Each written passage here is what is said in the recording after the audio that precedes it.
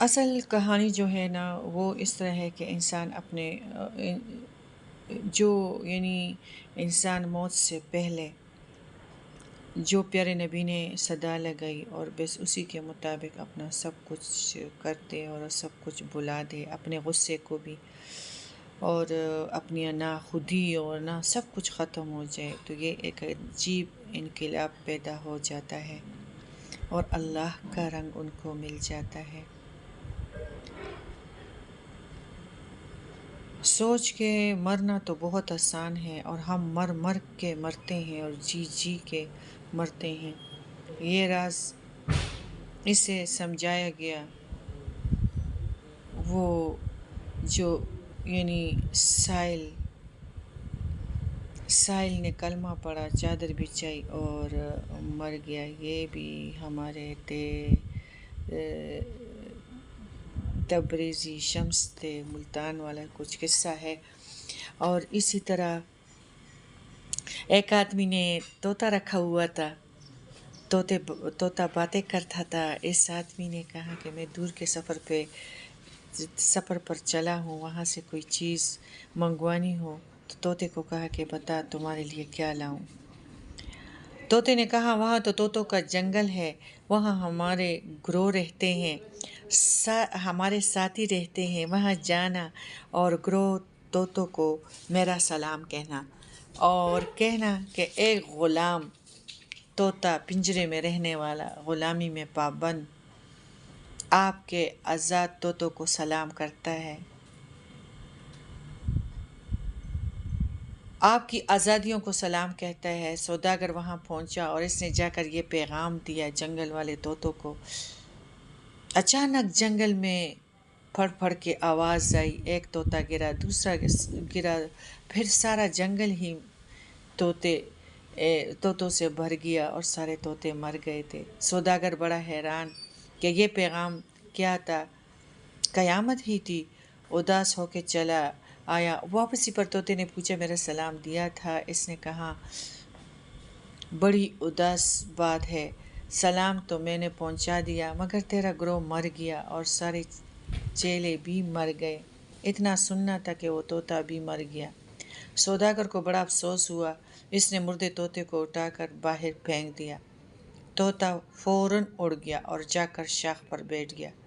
اس نے پوچھا یہ کیا؟ طوطے نے کہا بات یہ ہے کہ میں نے اپنے گروہ سے پوچھا تھا پنجرے سے بچنے کا طریقہ بتا۔ اس نے کہا کہ مرنے سے پہلے مر جا، اور جب میں مرنے سے پہلے مر گیا تو پنجرے سے بچ گیا۔ اس دنیا کی پنجرے سے بچنے کا ایک ہی طریقہ ہے کہ اس دنیا سے مر جا۔ فنا فی الذات اور بقا باللہ۔ نبی کریم صلی اللہ علیہ وسلم نے بھی تو موت کا ذائقہ چکھا ہے، اور اسی طرح سارے اصحابوں نے۔ یا حیو یا قیوم تو اللہ ہی کی ذات ہے۔ ہمیں اپنے آپ سے فنا، یعنی ہم نے اپنے آپ سے بالکل خودی اور انا کو نکالنا ہے، اکڑ کو نکالنا ہے، جھکنا ہے، ٹوٹنا، اپنے آپ کو ٹوٹنا پڑے گا۔ اندر سے ختم ہوں گے تو بقا حاصل کریں گے، اللہ کی راہ میں بقا حاصل کریں۔ یہ ہے مرنے سے پہلے مرنے کا طریقہ، اپنے آپ سے فنا ہو جانا اور اللہ کی ذات میں باقی ہو جانا۔ اور انسان نے تو فنا ہونا ہے اور فانی ہے، تو اگر اس راز کو ہم سمجھ گئے تو انشاءاللہ سب کچھ آسان ہو جائے گا۔ اور سب نے خواہش نفس کا یہ کردار سمجھنا چاہیے کہ خواہش انسان کو غلامی دیتا ہے، وہ خواہش ایک غلامی ہے،